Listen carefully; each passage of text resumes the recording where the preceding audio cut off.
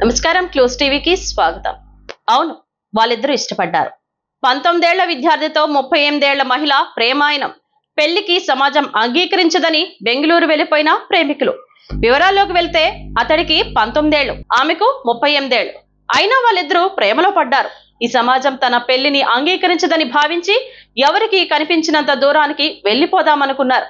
కానీ విధి అడ్డు తగలడంతో చేసేదేమీ లేక ఎవరి ఇంటికి వాళ్ళు వెళ్లిపోయారు. చిత్తూరు 2 టౌన్ పోలీస్ స్టేషన్ పరిధిలో ఈ ఘటన జరిగింది. వివరాల ప్రకారం చిత్తూరుకు చెందిన యువకుడు ఓ ప్రైవేటు కాలేజీలో బీటెక్ మొదటి సంవత్సరం చదువుతున్నాడు. ఇదే కళాశాలలో నాన్ టీచింగ్ స్టాఫ్ మహిళ పనిచేస్తుంది.